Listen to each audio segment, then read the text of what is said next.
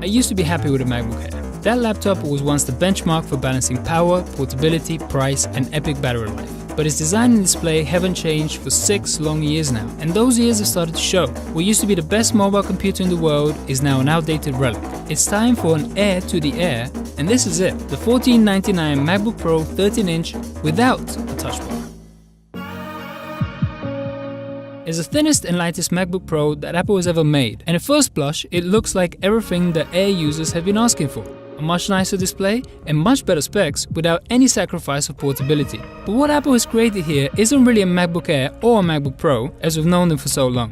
What this computer represents is the professionalization of the 12-inch MacBook from last year, a Pro MacBook if you will. The design is a perfect match for the MacBook, right down to the metal bottom of the display, the space grey color option, and the Apple logo on the lid that no longer illuminates. Also like the MacBook, there are almost no ports on this new MacBook Pro. Get a headphone jack on the right, 2 USB-C connections on the left, and that's it.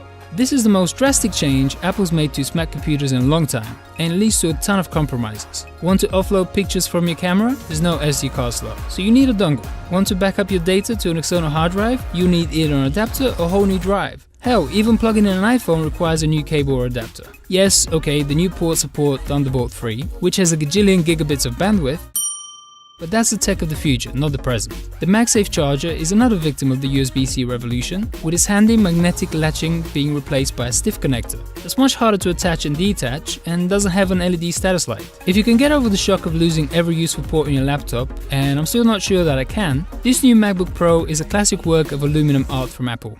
The hinge is strong and just glides open. The bezels around the display are tiny, there are stereo speakers framing the new keyboard, and the touchpad is downright enormous. That limousine-sized touchpad may look excessive, but I love it. And because it's Force Touch, I can click the top of it in a way that I can't do with the mechanical switch of my MacBook Air. The keyboard has an upgraded version of the MacBook's butterfly mechanism, and it really has a much better feel. I didn't like it at first, and many people might never like its shallow key travel, but once I stopped testing the keyboard and just started typing naturally, it all came together nicely. The biggest upgrade with this MacBook Pro is the display, which is just stunning. With the same wider color gamut of the iPhone 7 and 5K iMac, it looks great from literally any angle. I wouldn't say it's obviously better than the preceding MacBook Pro, but it is in technical terms, with 67% greater contrast and 67% higher brightness. Photographers will love this display for editing, once they figured out a suitable workaround for the dongle situation. The MacBook Pro's performance won't let you down either, as it handles both Photoshop and Lightroom nicely. This might look like the ultra-portable MacBook, but it performs like a real pro laptop. Battery life on this new MacBook Pro doesn't rival the Air's 12 hours, but it does achieve Apple's claimed 10 hours. I'm a writer, so my typical use may be a bit more forgiving than other professionals. However, I keep seeing a perfect match between remaining percentage and hours of battery life. 90% is 9 hours, 40% is 4 hours, and so on. Apple seems to have deliberately targeted 10 hours as the benchmark. But I have little to no worries about the battery. It lasts a consistently long time.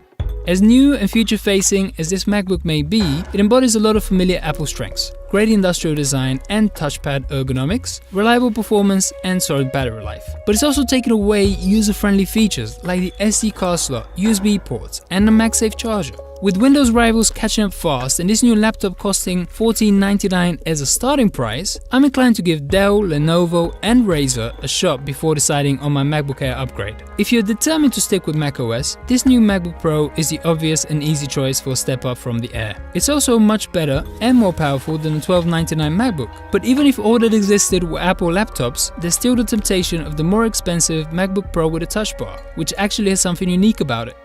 So where does that leave this new touchless MacBook Pro? It's a good computer, priced like a great one. It's the future crammed into the present. But it's also the most affordable new MacBook Pro and therefore the one, if any, that most of us will buy.